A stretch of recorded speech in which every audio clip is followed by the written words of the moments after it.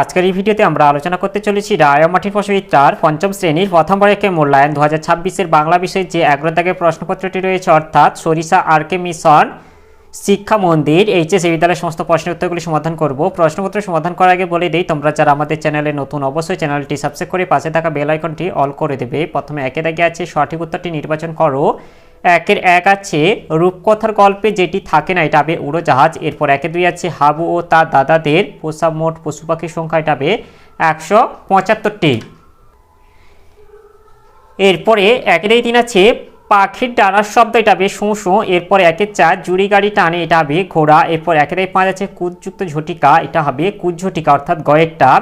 এরপরে একের ছয় আছে আমি ভাত খাই, এখানে রেখাঙ্কিত পত্রী অর্থাৎ ভাত হলো কর্ম। এরপরে একে সাত যেটা আছে বৃষ্টি হলো কিন্তু রাস্তা ভিজলো না, রেখাঙ্কিত পত্রী, এটা হবে অব্যয় হবে।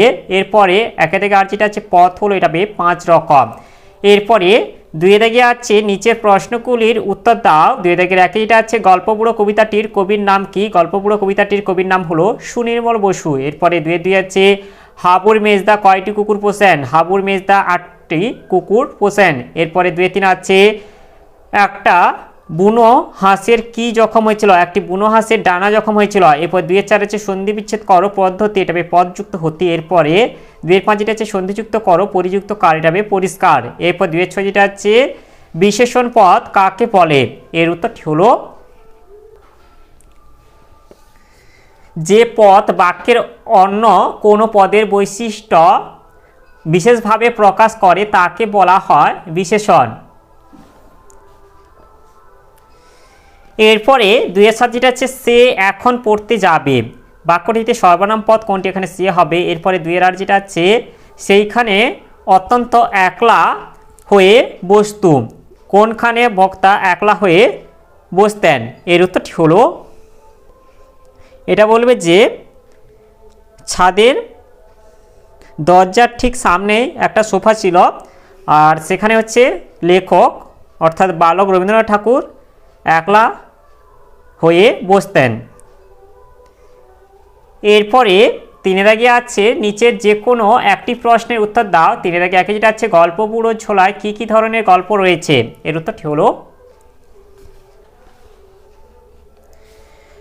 সুনির্মল বসুর গল্পবুড়ো কবিতায় যে গল্পবুড়োর কথা বলা হয়েছে তার ঝোলায় নানা ধরনের গল্প রয়েছে, যেমন দৈত্য, দানব, যক্ষীরাজ, রাজপুতুর, পক্ষীরাজ, মনপবনের দাঁড়, সারবাঁধা কড়ির পাহাড়, চোখ ধাঁধানো হীরামানিক, ঝলমলে সোনার কাঠি, টলটলে ময়নামতি, তেপান্তরে মাঠ, হট্টমেলার হাট, বন্দিনী, কেশবতী কন্যা ইত্যাদি গল্প ও তার ঝোলাতে রয়েছে।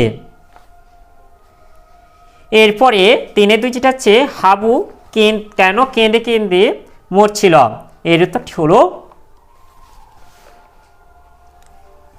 হাবু তার 3 দাদা ও তাদের পোষ্যদের সঙ্গে একই ঘরে থাকে। দাদাদের পোষ্য বিড়াল, কুকুর ও ছাগলের দুর্গন্ধে হাবুর প্রাণ ওষ্ঠাগত, সে দুঃখে সে কেঁদে কেঁদে মরে। এরপরে চারি দাগে আছে নিচের যে কোনো একটি প্রশ্নের উত্তর দাও। চারি দাগে একইটা আছে বুনো হাঁসেরা জোয়ানদের তাঁবুতে কি খেত? এর উত্তরটি হলো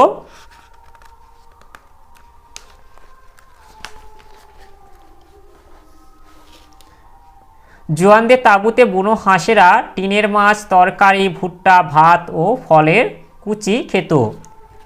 এরপরে চার দাগে দুই যেটা আছে ডেভিড লিভিংস্টোন সম্পর্কে লেখো। এটি তোমাদের পাঠ্য বইতে আছে, আমি সেখান থেকে বলে দিচ্ছি, তোমরা এটা গিয়ে দেখে নেবে।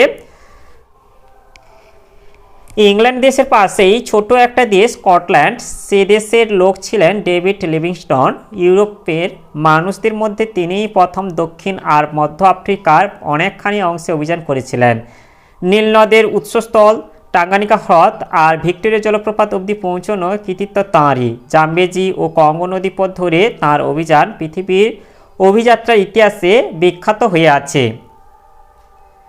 তাহলে আজকের ভিডিওতে আমরা পঞ্চম শ্রেণী বাংলা বিষয়ের যে 11 দাগের প্রশ্নপত্রটি ছিল তা আজ সমাধান করলাম। আর ভিডিওটি শেষ করার আগে বলে দিই, তোমরা যারা এখনও পর্যন্ত চ্যানেলটিকে সাবস্ক্রাইব করোনি অবশ্যই চ্যানেলটি সাবস্ক্রাইব করে নেবে এবং এই ভিডিওটিকে লাইক, কমেন্ট ও শেয়ার করে দেবে।